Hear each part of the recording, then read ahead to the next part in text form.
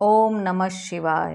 नमस्कार दोस्तों, अविश्वसनीय एवं सटीक भविष्यवाणी की इस श्रृंखला में मैं पूनम पांडे आप सभी का स्वागत करती हूँ। दोस्तों, पिछले वीडियो में मैंने शनि राहु की युति के बारे में आप लोगों को विस्तार से जानकारी दी है कि शनि राहु की युति क्यों होती है, किसे होती है और इसका जातक के जीवन पर क्या दुष्प्रभाव पड़ता है।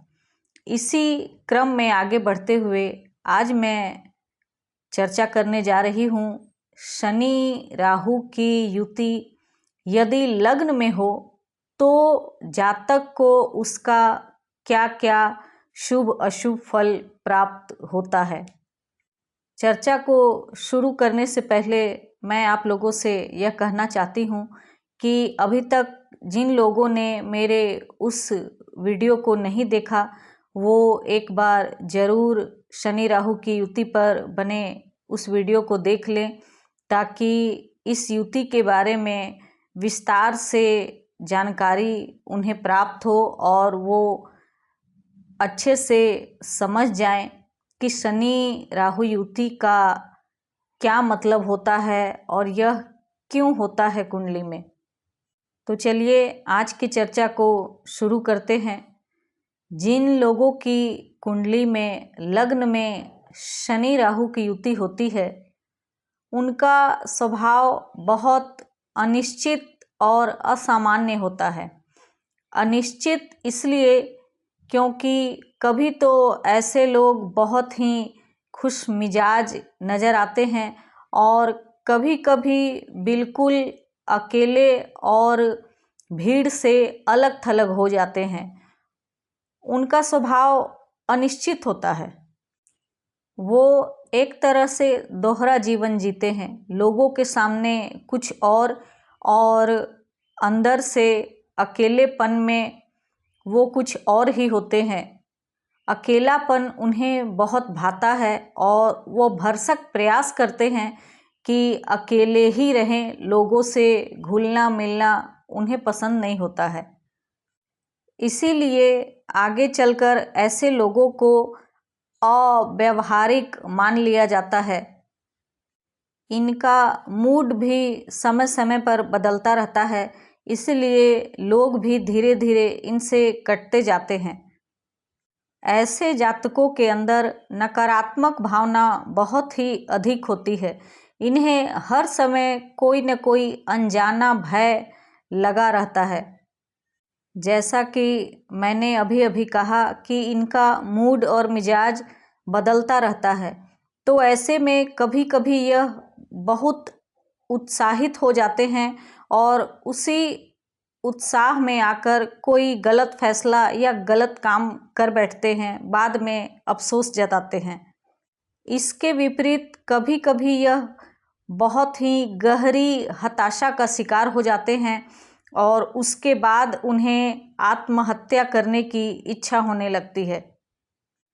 सब कुछ होते हुए भी यह इतने निराश हो जाते हैं कि इन्हें लगता है कि इनके जीवन में कुछ है ही नहीं, कोई इन्हें प्यार नहीं करता और कोई इन्हें पसंद नहीं करता।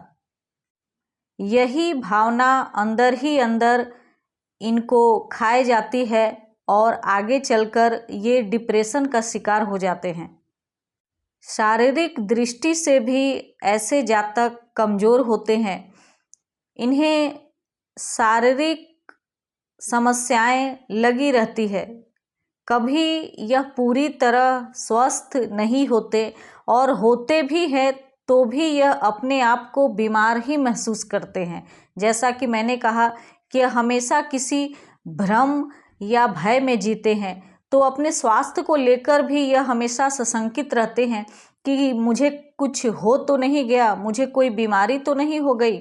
इस तरह के ख्याल इन्हें आते रहते हैं। ऐसे लोगों पर नकारात्मक ऊर्जाओं का हमला बहुत जल्दी होता है और जीवन में कभी न कभी तो ये नकारात्मक ऊर्जा के शिकार अवश्य ही होते हैं, जिसके कारण इन्हें शारीरिक, मानसिक और आर्थिक नुकसान भी उठाना पड़ता है।